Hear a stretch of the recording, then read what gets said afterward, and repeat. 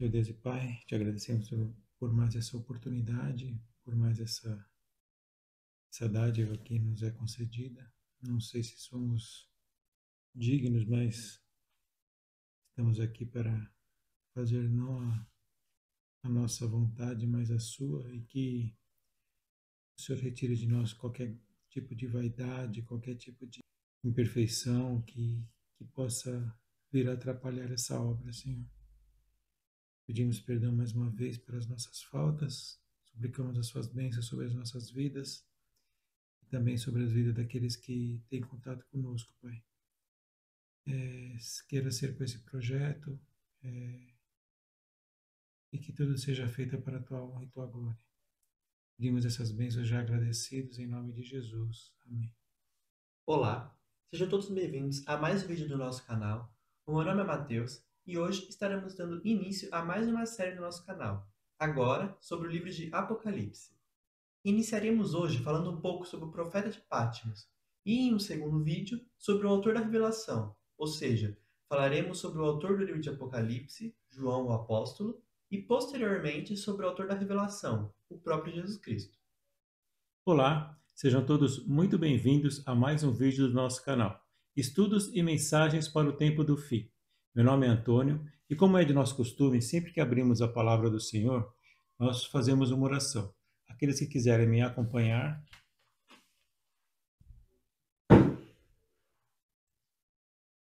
Senhor, toda a honra, toda a glória e todo louvor sejam dados somente a Ti, o único Deus, o Deus Criador, a quem tudo pertence. Estamos iniciando uma nova série de vídeos, agora sobre o livro de Apocalipse. Por favor, Senhor, seja conosco, pois quem somos nós para tal tarefa? Assim sendo, te pedimos primeiramente pelo teu perdão, pois reconhecemos que somos falhos, indignos, e não é o nosso desejo aqui falar nada por nós mesmos. Nós desejamos sim que o teu Santo Espírito nos use. Queremos ser apenas instrumentos em tuas mãos. Usa-nos, Senhor, conforme o teu querer.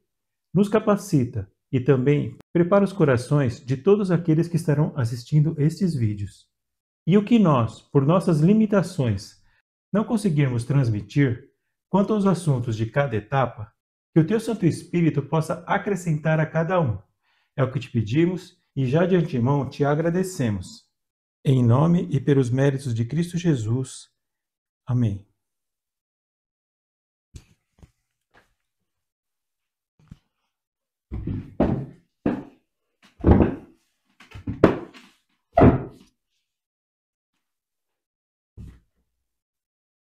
Bom, atualmente existem muitas formas de interpretações escatológicas do livro de Apocalipse. As quatro principais são a futurista, a preterista, a dispensacionalista e a historicista, além de algumas outras. Não vamos aqui entrar em detalhes quanto a essas outras formas interpretativas aqui citadas. Só queremos deixar aqui declarado que nos utilizaremos da forma interpretativa historicista, pois entendemos que, como dito por George Butler, a profecia é a história antecipada e a história é a profecia cumprida, e quando ambas coincidem, temos um significado genuíno dos acontecimentos. Bem, tal como em nossa série anterior sobre o livro de Daniel, também nessa série sobre o livro de Apocalipse, continuarei a me utilizar das considerações deste escritor, historicista e evangelista e também pastor Stephen Haskell, o qual viveu no século XIX. Agora, me utilizando de um outro livro de sua autoria, A História do Vidente de Patmos. Mas antes de darmos início ao assunto desta nova série, nós gostaríamos de deixar aqui relatado que temos autorização do Instituto de Agricultura e Evangelismo, conhecido como IAG, para a utilização de tais considerações, a quem inclusive expressamos aqui a nossa gratidão. E para aqueles que tiverem interesse nessas literaturas ou em conhecer o trabalho realizado por eles, basta acessar o link através do nosso canal ou na descrição deste vídeo.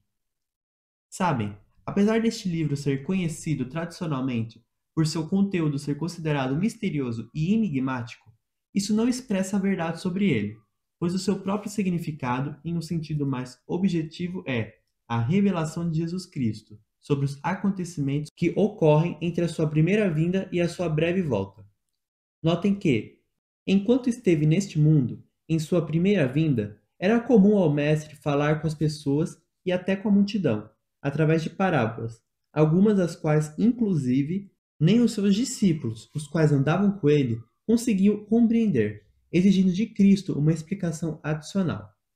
Como podemos acompanhar nesses textos, Jesus falava à multidão através de parábolas, e sem parábolas ele não lhes falava. E vieram os discípulos em certa ocasião e lhe perguntaram: Por que tu falas por parábolas? E ele lhes declarou que eles falavam por parábolas para que eles vendo não vejam, e ouvindo não ouçam, nem compreendam. E sem parábolas ele não falava à multidão, mas quando se encontrava a sós com seus discípulos, lhes explicava todas as coisas. Mas qual o motivo pelo qual Jesus Cristo não falava abertamente com todas as pessoas? Pode me ajudar com isso, Pai?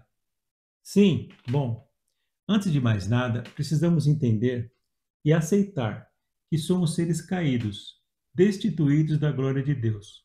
Somos seres carnais, somos falhos, pecadores, entende? Mas Deus é um espírito, e os que se decidem por adorá-lo devem adorá-lo em espírito e em verdade. Mas o homem natural não recebe as coisas do Espírito de Deus, porque lhe parecem loucura, e nem pode conhecê-las, porque elas se discernem espiritualmente.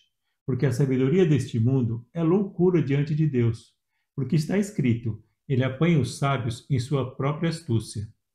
Mas o que fazer então? Bem, a resposta está no versículo anterior, que diz que a hora vem e agora é, e isso já desde o tempo em que Cristo veio ao mundo pela primeira vez, em que os verdadeiros adoradores adorarão o Pai em espírito e em verdade, porque o Pai procura tais para adorá-lo. Assim sendo, para compreendermos as parábolas e as profecias com toda a profundidade de seu significado, precisamos de discernimento espiritual. Certo, mas onde conseguimos esse discernimento espiritual? Bom, Cristo, certa vez, chamando a si a multidão com os seus discípulos, disse-lhes: Se alguém quiser vir após mim, negue-se a si mesmo, tome a sua cruz e siga-me. Como assim, Pai? Bem, primeiro você precisa decidir se realmente quer seguir após Cristo. E se a resposta for sim, serão necessários dois passos. Primeiro, você vai precisar negar a si mesmo, o que não será nada fácil. Será sim uma verdadeira guerra, pois, como pecadores, nossa tendência natural é para o lado oposto do que o Salvador precisa de nós, sabe? E depois você deve tomar a sua cruz. Sim, isso vai ter um custo. Exigirá sacrifícios. Terá que abrir mão de muitas coisas, das quais você acredita que são necessárias para a sua felicidade. Possivelmente precisará abrir mão, inclusive, de pessoas, amigos, os quais você ama e com os quais você quer estar. E haverá momentos em que você irá questionar se tudo isso realmente faz sentido. Será uma experiência dolorosa, mas necessária. Podemos chamar isso de purificação. Veremos isso em seguida na vida do apóstolo João. Mas quando você alcançar um relacionamento mais próximo com Cristo, vai entender o verdadeiro significado do convite. Vinde a mim, todos vós que estáis cansados e sobrecarregados, e eu vos darei descanso. Tomai sobre vós o meu jugo, e aprendei de mim, pois eu sou manso e humilde de coração, e encontrareis descanso para as vossas almas, porque o meu jugo é suave e o meu fardo é leve. Porque, na verdade, aquilo que você acreditava que fosse necessário para a sua felicidade não passava de uma grande ilusão. Mas em Cristo você encontrará plena alegria. E só então, filho, tal como ele, quando se encontrava a sós com seus discípulos, lhe explicava todas as coisas. Certamente explicará a você também, pois você será considerado por Cristo como um amigo, e então todas as coisas que ele ouviu de seu Pai, ele lhe revelará, e você será um com ele, assim como ele é um com o Pai dele, nosso Pai Celestial, entende? Entendi, Pai. Sabe, filho, o que Cristo deseja revelar aos que forem seus amigos, nem os sábios e nem o próprio Satanás será capaz de compreender, até que ocorra o cumprimento de tudo. Verdade, Pai. Muito obrigado pela explicação. Lembre-se, filho, Deus deseja que tenhamos conhecimento sobre os acontecimentos que ocorrerão nos últimos dias. Não se trata de um segredo cósmico, mas é da vontade dele que a vinda de nosso Salvador, Jesus Cristo, seja proclamada. Sim, assim seja. Hoje, daremos início às nossas considerações, falando um pouco sobre o autor do livro de Apocalipse, o apóstolo João, e também sobre a relação que existe entre este livro e outros livros que compõem o cânon bíblico, como também da relação entre os autores, os quais tiveram o privilégio de escreverem cada um dos livros que compõem essa narrativa, deixada pelo Senhor para benefício de cada um de seus filhos e filhas. E para isso, me utilizarei das considerações do historiador Stephen Haskell, que constam em seu livro A História do Vidente de Patmos. Pode ler para nós, pai? Sim, os homens que Deus escolheu como meio de comunicação entre o céu e a terra formam uma galáxia de personagens conhecidos. O dom de profecia é chamado de melhor dom, e o chamado povo de Deus é exortado a cobiçar este melhor dom. Visualizar cenas ainda futuras e falar na linguagem do céu requer uma caminhada mais íntima com Deus do que a que é alcançada pela maioria dos homens. Mas, ao longo de todas as eras, existem aqueles cujas vidas estavam tão unidas com as leis de Jeová que se tornaram um canal, o qual pôde ser utilizado pelo Espírito de Deus. Não é que esses homens tenham maiores realizações do que todos os outros, mas eles são como a nuvem densa com as suas gotas de chuva caindo, através das quais o sol brilha para produzir o arco-íris em sua glória. Esquece-se a nuvem enquanto se observa o arco da promessa. Assim acontece também com o profeta.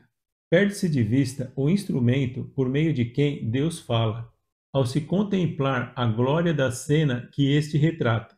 Mas para que o espírito não seja perdido na transmissão da mensagem, o instrumento escolhido deve ser purificado na fornalha da aflição. Estes testes, que trazem a alma humana em contato com o divino, são uma experiência necessária, antes que os olhos humanos possam ver, ou as línguas humanas possam falar, de coisas ainda futuras. Gênesis, o tratado condensado sobre o plano da salvação, é a obra que contém o Evangelho em embrião. Foi escrito no deserto de Midian, provavelmente perto do Monte Horebe, enquanto Moisés cuidava dos rebanhos de Jetro, seu sogro. Todos os outros livros na Bíblia são apenas um desdobramento das verdades de Gênesis, o qual é o Alfa, e o livro de Apocalipse é o Ômega da palavra de Deus para o homem. Assim como Deus preparou Moisés com uma vida de 40 anos na solidão de Midian, também chamou o apóstolo João da sociedade dos homens e o conduziu por um caminho estranho para o alto e ainda para mais alto, até que finalmente, nas costas rochosas de Patmos, o céu foi aberto ao seu olhar fascinado e a história futura do povo de Deus lhe foi revelada. Cerca de 600 anos antes do advento de Cristo, outro profeta viveu, Daniel. Para ele, Deus revelou a história das nações do mundo. Em seu próprio tempo, lhe foi mostrado a história do mundo, desde quando a Babilônia teve influência universal até que as nações não mais existissem. Em conexão com o relato da ascensão e queda das nações, Daniel viu a história de seu próprio povo, a raça hebraica, de seu cativeiro em Babilônia até rejeitarem o ungido de Deus.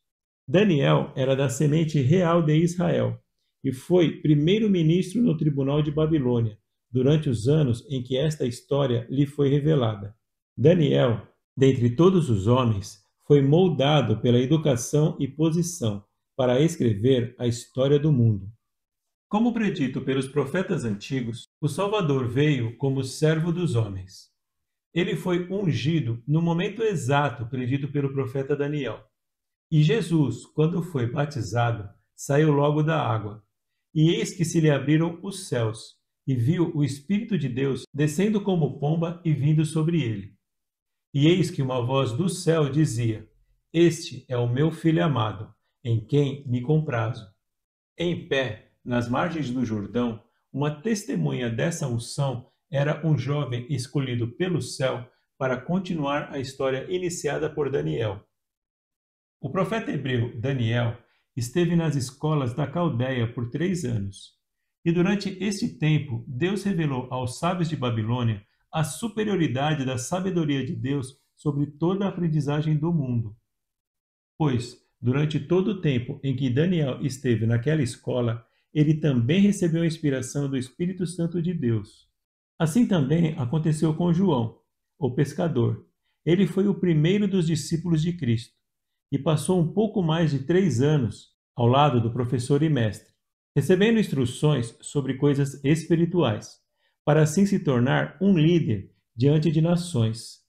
Daniel revela em suas profecias o tempo do fim, tal como João, que, de acordo com as palavras do próprio Salvador, tem profecias que se estendem até a segunda vinda de Jesus Cristo nas nuvens do céu.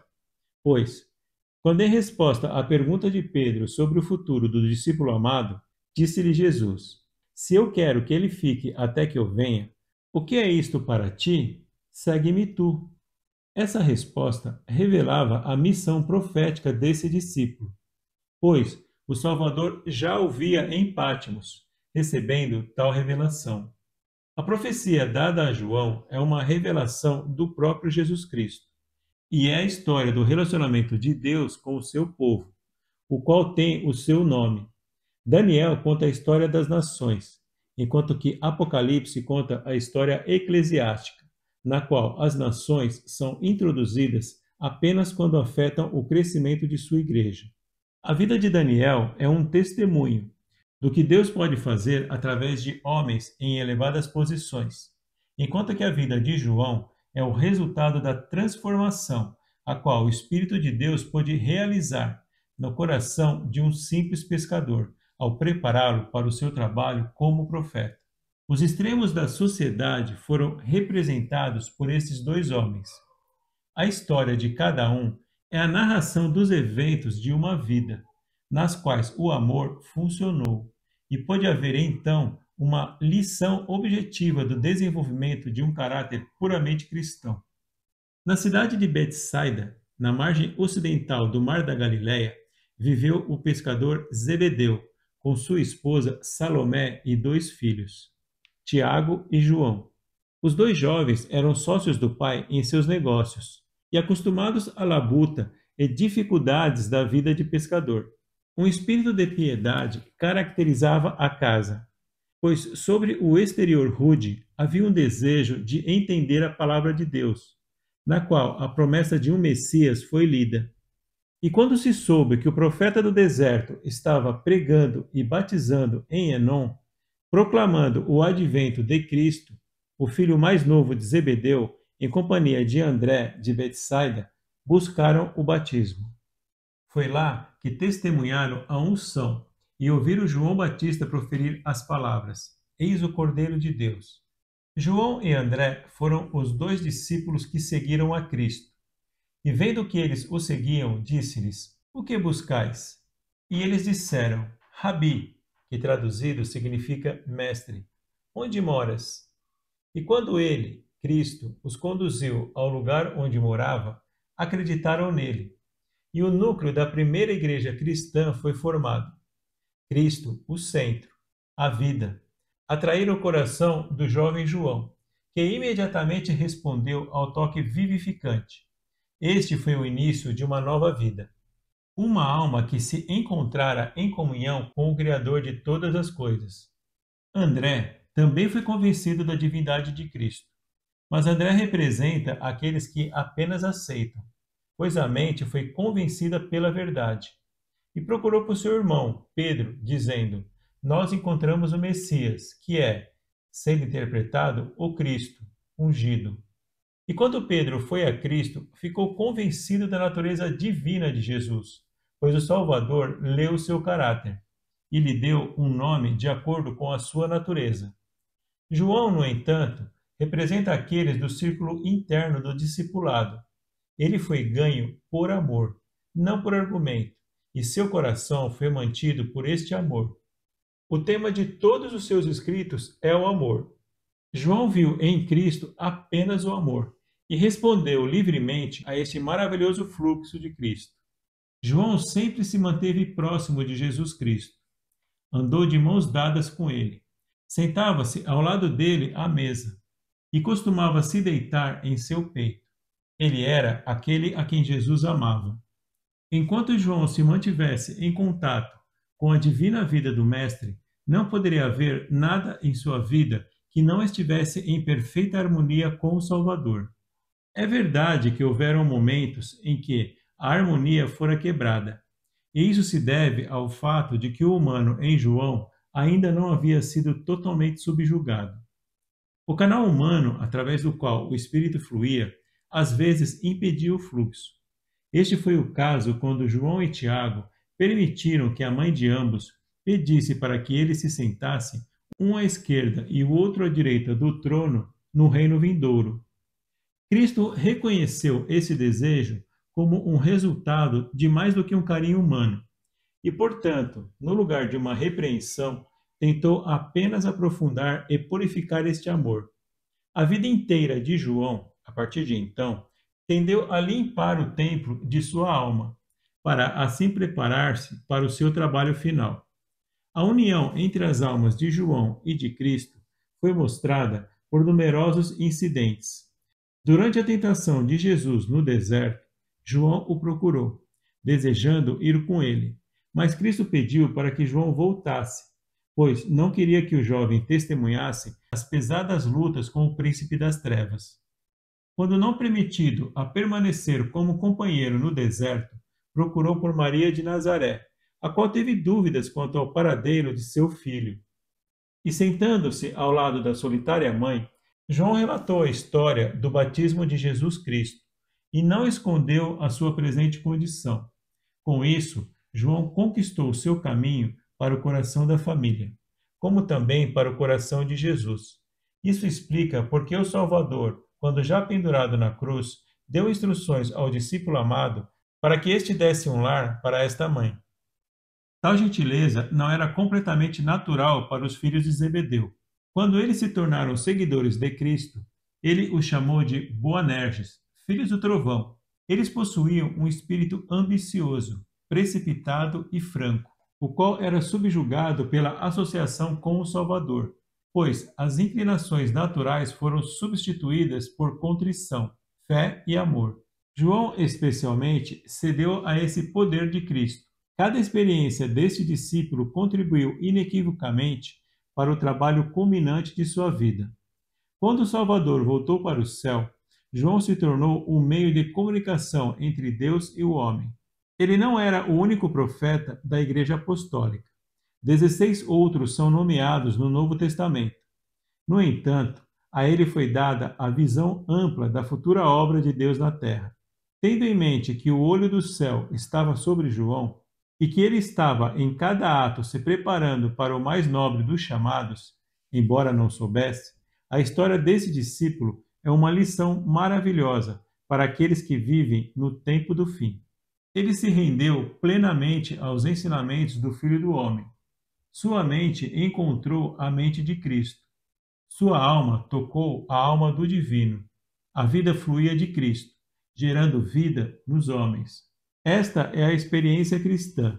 Esta será a experiência de todos os que vivem para ver o Salvador vindo nas nuvens do céu. E esta experiência permitiu que João dissesse: e de sua plenitude todos nós recebemos, e graça sobre graça. O crescimento da graça foi um desenvolvimento gradual e, às vezes, um zelo profundo superava a ternura que Cristo constantemente procurava transmitir. Houve um homem que expulsou demônios, e João o repreendeu, porque este homem não era como os discípulos, seguidores do Salvador. Este espírito de julgar todos os outros por um autocriado padrão foi repreendido nas palavras do Mestre. Jesus lhe disse: não o proibais, porque quem não é contra nós é por nós. Quando os samaritanos insultaram o Salvador, João foi o único que desejava mandar fogo do céu para os consumir. E ficou surpreso quando o Salvador revelou o fato de que tal espírito era de perseguição e que ele, o Filho de Deus, não havia vindo para destruir a vida dos homens, mas para salvá-los. Cada correção foi profundamente sentida e abriu a mente de João ao princípio do governo divino, revelando-lhe a profundidade do amor divino. Perto do final do ministério de Cristo, a mãe de Tiago e João veio pedir para seus filhos um lugar de honra em seu reino. Salomé era uma seguidora de Cristo, e o grande amor da família pelo Salvador levou a todos desejarem estar perto dele. O amor sempre nos aproxima do objeto de nosso amor. Jesus viu no que a concessão do pedido implicaria e, em tons de tristeza, respondeu que o lugar mais próximo do trono seria ocupado por aqueles que mais sacrificaram e que mais amaram. Mais tarde, João compreendeu o significado desta resposta, pois ele recebeu uma visão dos redimidos e de como eles se juntariam no mar de vidro sobre o trono de Deus. Esses desejos humanos vieram nas vezes em que a corrente da vida era parcialmente quebrada. Em outros momentos, seu fluxo era constante e forte. Assim foi quando João ficou de pé, com Cristo, no Monte da Transfiguração, e ouviu as vozes de Moisés e Elias, à medida que procuraram fortalecer o Salvador para sua breve morte. João sentou-se ao lado esquerdo do Salvador na Santa Ceia, e com a pequena companhia dos 12, andou à luz da lua em direção ao Monte das Oliveiras. Ao entrarem no jardim do Getsêmani, 8 dos discípulos permaneceram fora do portão, enquanto Pedro, Tiago e João continuaram um pouco mais. O filho do homem ansiava que João se sentasse ao lado dele durante a luta amarga. E embora João tivesse vivido tão perto de Cristo, não conseguiu entender esta última oportunidade que o colocaria próximo ao trono. Enquanto o Salvador clamava em agonia e finalmente desmaiou no chão, João estava dormindo, pois a carne era fraca, embora o seu espírito estivesse disposto. Seu amor tão fervoroso ainda estava enfraquecido pelo canal de barro. Portanto, mais testes amargos foram necessários para queimar todas as impurezas. Tendo dormido, ele também fugiu quando a multidão veio prender o Salvador. Mas o amor de Cristo o atraiu de volta. Envergonhado de sua covardia, voltou e entrou na sala de julgamento, mantendo-se perto do homem condenado como criminoso. Durante toda a noite observou e orou, e esperou ver um instante de divindade, o qual silenciaria para sempre os seus acusadores. Então seguiu para o Calvário. Cada prego que foi movido parecia rasgar a sua própria carne. Enfraquecido, se afastou, mas voltou para apoiar a mãe de Jesus, quando estava ao pé da cruz. Aquele grito agonizante perfurou seu próprio coração. Aquele a quem amava estava morto. Embora incapaz de compreender o significado de tudo, ajudou a preparar o corpo para a sepultura. E com os outros discípulos, em profunda tristeza, passaram um solitário sábado. A vida quase não valia a pena viver, pois aquele no qual eles acreditaram ser o Filho de Deus ficou em silêncio e aceitou a morte. As palavras que Cristo dissera sobre sua própria morte, as quais João deveria ter entendido, haviam caído em surdos ouvidos. Na mesma medida que amou o seu Senhor, estava entorpecido para entender. Na manhã da ressurreição, João foi o primeiro dos 12 a alcançar a tumba, pois passou à frente de Pedro, quando Maria Madalena relatou que o corpo do Mestre havia desaparecido. Ao ver o lençol dobrado no sepulcro, reconheceu o toque familiar do Salvador ressurreto. Na tarde da ressurreição, João recebeu a bênção quando Cristo apareceu, mas enquanto não podia ver o Mestre com o olho físico, voltou para sua pesca nas margens do Mar da Galileia. Jesus então o procurou novamente e pediu que ele fosse um pescador de homens. Na última entrevista registrada entre Cristo e seus discípulos, o Salvador profeticamente deu a obra a Pedro e João. Esses 2 seguidores sinceros, que mesmo passando por tantas nuvens, ainda assim conseguiam ver os raios brilhantes da luz do sol. Pedro foi informado então de que seria seu fardo seguir ao seu Senhor também através de uma cruz. Quando ele perguntou o destino de João, disse-lhe Jesus: Se eu quero que ele fique até que eu venha, o que é isto para ti? Segue-me tu. A vida de João é apenas brevemente referida após a ascensão. Ele permaneceu em Jerusalém por vários anos e era conhecido como um dos pilares daquela igreja até o ano 58 depois de Cristo. O fervoroso amor de João pelo Salvador tornou-se mais forte quando sofreu opressão e prisão. Seu próprio irmão, Tiago, foi um dos primeiros mártires para a causa do cristianismo. Vivendo como João, no centro do trabalho, Tiago testemunhou a propagação da verdade. Logo, a opressão romana tornou-se maior, e a cidade de Jerusalém foi destruída pelo exército de Tito. Foi então que João foi banido para a ilha de Patmos. Ele próprio diz que estava por lá por causa da palavra de Deus e do testemunho de Jesus Cristo.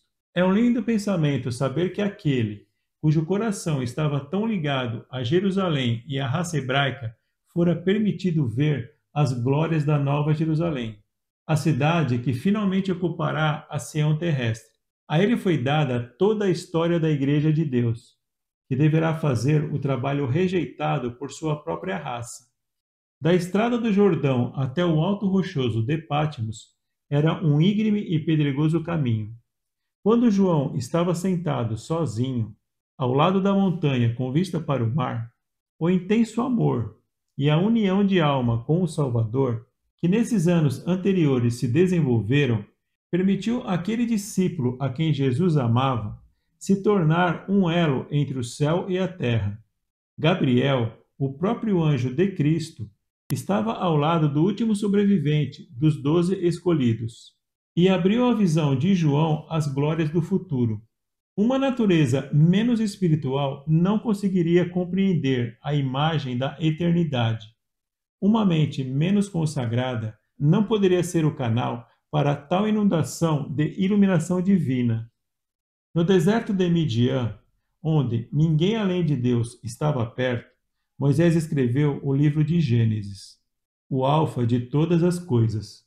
E coube a João escrever o desdobramento completo deste primeiro livro, o livro de Apocalipse, o Ômega, estando sozinho em uma ilha, no meio do mar. Aquele que escreveu a história da criação foi guiado pelo mesmo anjo que levou a João a mensagem celestial sobre a consumação do plano da redenção. Moisés registrou a história da criação e da queda, e pela fé agarrou-se à promessa de um Redentor, enquanto que João viveu com o Redentor, e enquanto estava em Patmos, olhou para o passado, para o lugar onde Moisés estava, em Pisga, e então para a cidade de Deus.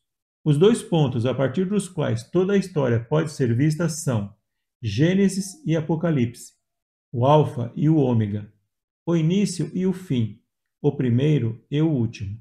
Obrigado. Bom, hoje ficaremos apenas com essa introdução bem detalhada sobre a vida do apóstolo João, nas palavras do evangelista Haskell. Acreditamos que o autor foi muito feliz nessas suas palavras, e nada achamos que necessite ser acrescentado. No próximo vídeo, daremos início ao estudo sobre o livro de Apocalipse com o primeiro capítulo, o qual fala sobre o autor da revelação, o próprio Jesus Cristo. Oremos. Senhor, muito gratos somos por esta feliz oportunidade de estarmos aqui, ainda com liberdade, para falarmos e estudarmos sobre as Tuas revelações. Te pedimos mais uma vez pelo Seu perdão, e também pelas Tuas bênçãos, por mim, pela minha família e conhecidos, e também por todos aqueles que assistirão esta série de vídeos. Pedimos pelos méritos de Cristo Jesus. Amém. Amém.